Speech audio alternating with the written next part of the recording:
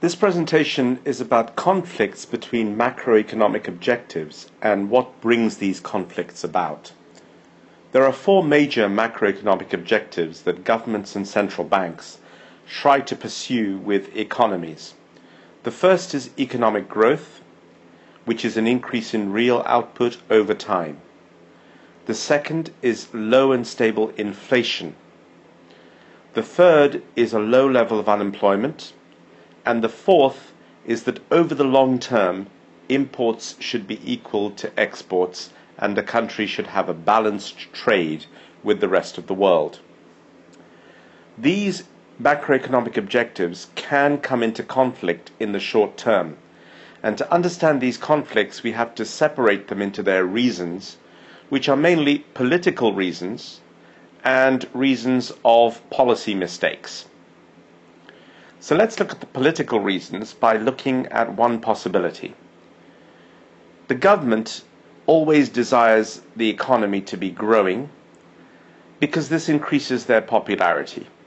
Economic growth leads to rising household incomes and a feeling of prosperity, the so-called feel-good factor that journalists often refer to.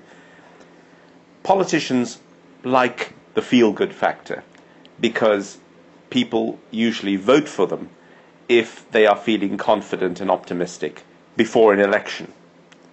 So economic growth influences the popularity of governments. So much so, in fact, that governments may be motivated to follow a fiscal policy which is completely irresponsible and leads to too much government spending and causes demand pull inflation, as well as increasing the national debt, because government spending is in excess of tax revenues.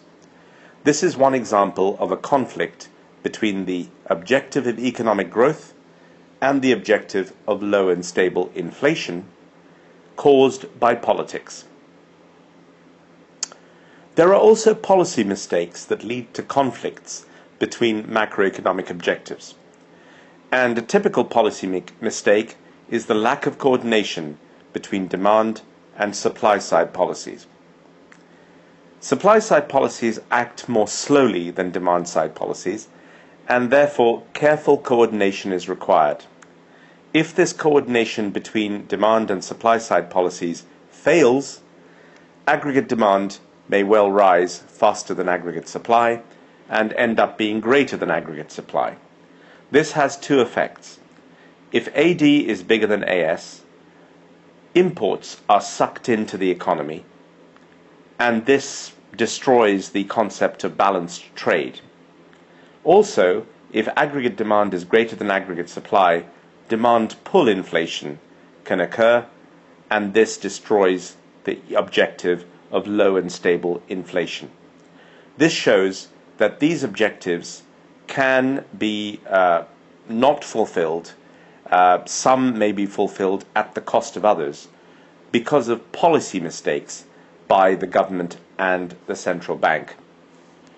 Overall, these macroeconomic objectives may be seen as the ideal scenario. In other words, they are what a government and a central bank would like to happen simultaneously. They would like to see economic growth, they would like to see a low and stable inflation rate, they would like to see low unemployment, and they would like to see a balanced trade at the same time. However, this is usually an ideal situation and can't be achieved in the real world.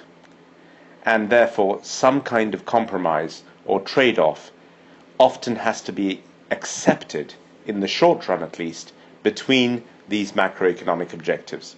So that if a government is keen on economic growth, it may have to give up, at least temporarily, its objective of balanced trade.